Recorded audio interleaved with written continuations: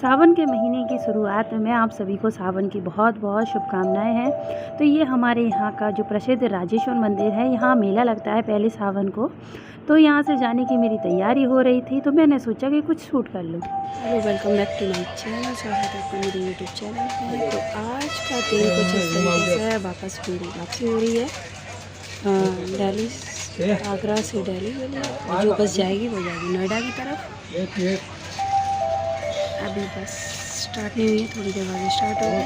चलो दिखाते हैं आपको उसका भी। हमारे जो सफ़र का कारवां था वो चल लिया था अपनी मंजिल की तरफ। सफ़र में कहते हैं ना, मज़ा तो काफ़ी आया था, क्योंकि उस दिन बारिश हो गई थी। एक दिन जाने का प्लान था, लेकिन बारिश सुबह सुबह हो गई थी, तो मेरी ट्रेन जो थी वो कैंसिल करवानी पड़ी।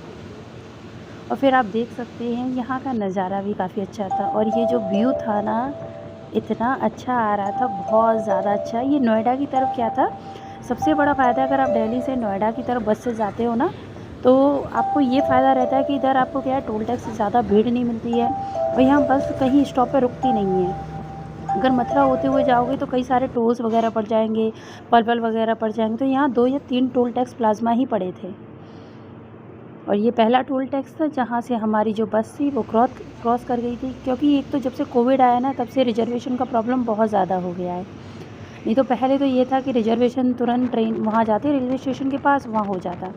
और ये हमारी जो सफ़र का कारवां था वो पहुँच गया था नोएडा में। एंट्री हम लोगों ने मार ली थी।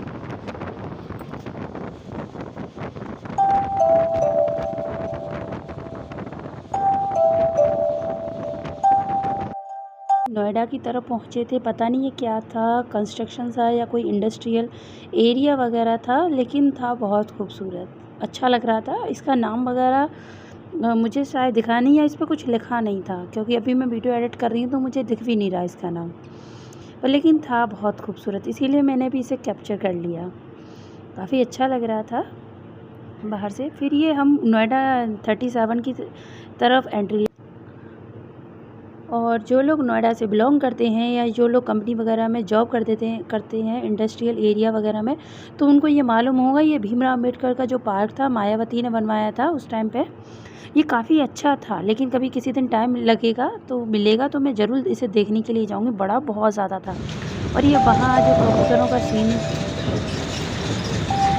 बरसात के मौसम की एक बात बहुत अच्छी होती है कि यमुना नदी का जो पानी का जल स्तर था वो काफ़ी बढ़ गया था, और हरियाली हरियाली छा जाती है चारों तरफ। ये सबसे अच्छी बात होती है। बसंत ऋतु जब आती है ना, बरसात की ऋतु, तब पहुँच चुकी मेट्रो स्टेशन पर, सरायखाली का मेट्रो स्टेशन पर। और यहाँ पीछे से मेरी एंट्री हो गई और आगे से मैंने एग्ज़िट किया था। तो चलते हैं। ये मेट्रो स्टेशन के ऊपर का है, क्योंकि मुझे मेट्रो लेनी थी, तो ये वहाँ का है। काफ़ी अच्छा लग रहा था मेट्रो स्टेशन सॉरी। लेकिन भीड़ भाड़ इतनी ज़्यादा थी कि मुझे खुद में परेशान हो गई थी, क्या से क्या निकल रहा था।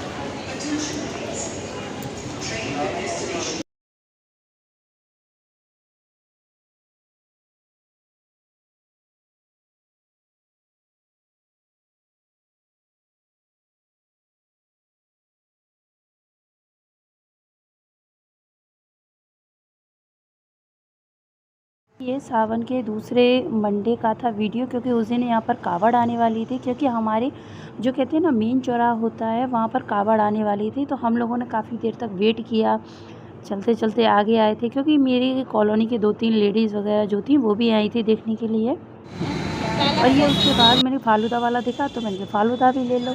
फिर ये फालूदा वाला था, ये भवनाथ करके कुल्फ़ी आइसक्रीम लिखा हुआ, इनसे मैंने फालूदा लिया। और जब तक ये जो था वो आ गया था, और ये मैं पीती हुई फालूदा। और जब तक ये झांकी आ गई थी, जब तक ये देख सकते हैं आप, भीड़ बहुत ज़्यादा थी। लोग कहते हैं ना कि वो मन में श्रद्धा हो ना, तो सब कुछ संभव है। आप कितने किलोमीटर भी सफ़र तय कर सकते हैं, बस मन में प्रेम होना चाहिए, मन में श्रद्धा होनी चाहिए भगवान के प्रति। आप हज़ारों की संख्या में भी भीड़ के साथ आप बहुत कुछ कर सकते हो।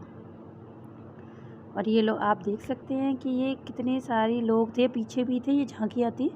लेकिन एक चीज़ थी, झांकी एक दिन पहले बहुत ज़्यादा थी, लेकिन दूसरे सोमवार तक हट गई थी। बस ये लास्ट में हमें सिर्फ यही एक मिली थी, उसके बाद नहीं मिली। फिर भीड़ आप देख सकते हो कितनी सारी भीड़ थी। एक और आई थी, लेकिन वो शायद उस तरफ ही रह गई थी।